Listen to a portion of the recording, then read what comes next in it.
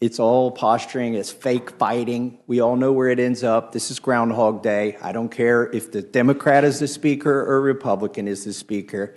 We always get a CR in September, and then we get an omnibus. Sometimes there's a twist on that. We might get the omnibus before Christmas, but if we're not good, it comes after Christmas.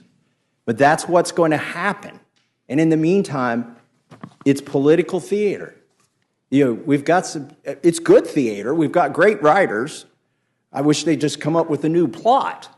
It's the same plot every fiscal year. What should we be doing? It's already been discussed. We should have done 12 separate bills. We should have done 12 separate bills. But again, whether Democrats are in control or Republicans are in control, we never do the 12 separate bills. Why do we always spend at least as much as we did last year, and why do we never cut spending? It's because Democrats want to grow the welfare state, and Republicans want to grow the military-industrial complex. And we're eventually going to get together, and they're both going to go up. I guarantee it. And both parties are just fine letting the bureaucrats do their thing, which should be our thing, according to Article 1. Section 8 in the Constitution. We are empowered with these things.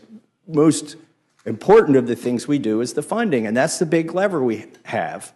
You know, I've sat through now almost 2 years of hearings in this Congress where we've exposed lies at the CDC, shortcuts at the FDA, unconstitutional gun bans at the ATF, over-prosecution of January 6ers at the DOJ, targeting common citizens at the FBI, spying by the NSA, illegal mandates for livestock by the USDA, targeting plant vaccine or transgenic plant vaccine at the NSF, and censorship, the censorship industrial complex of which the NSF is part of, automobile kill switch at the DOT. Now, these are all things I think most Democrats are just fine with, this kind of totalitarian state that the bureaucrats are pushing on us.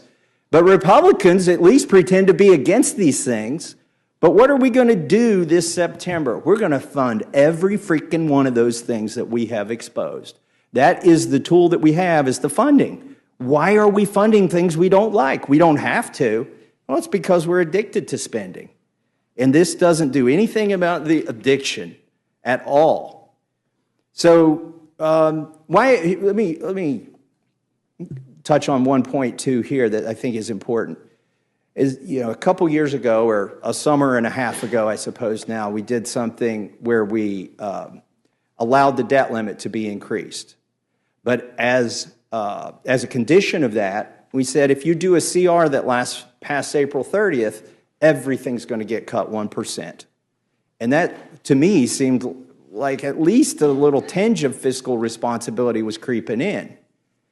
But now I notice that this CR, instead of going 1 year and giving us time to do the 12 appropriations bills, is going to go 6 months. Now, let me tell you what's going to happen because this goes 6 months.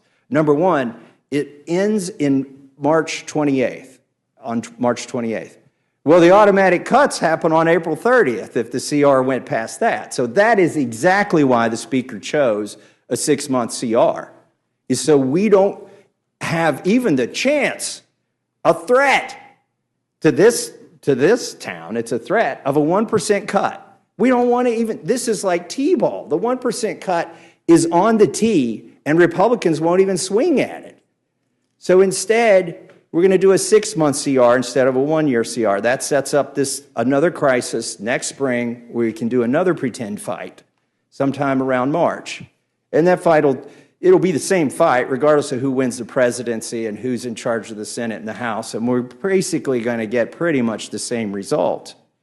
But that's 6 months from now.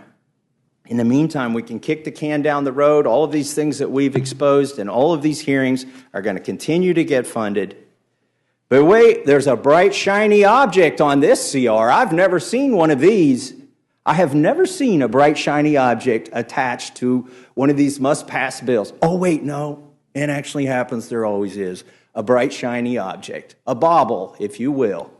A little something to get excited about. This SAVE Act. It's going to save us all, right?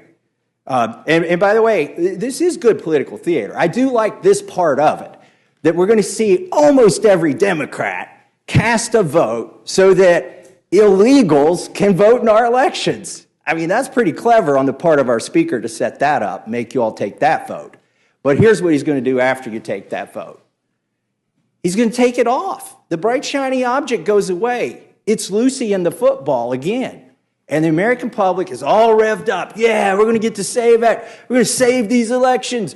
We're going to stop the illegals from voting. Really? How are you going to do that in like 6 weeks? I think they're already registered if they're going to vote. Some of them probably already voted. This SAVE Act ain't going to save anything. And particularly because it ain't ever going to become law. It's a false promise to get all the Republicans half pregnant. And then you're going to get fully pregnant by the end of September when you vote for this CR. That is not going to have this, I mean, I hate to break this to you. I mean, the Democrats already know this. I'm not telling you anything special. I hate to break it to the Republicans. You ain't getting the SAVE Act. It is not going to stay on this bill. Why? Because we're going to cave.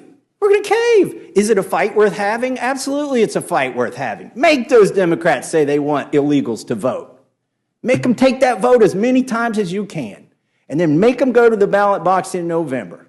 But that's what it is. It's political theater, folks. We all know where it ends up. We've seen it. I've been here 12 years. I've seen it 12 times. I refuse to be a thespian in this failure theater. And with that, I yield back.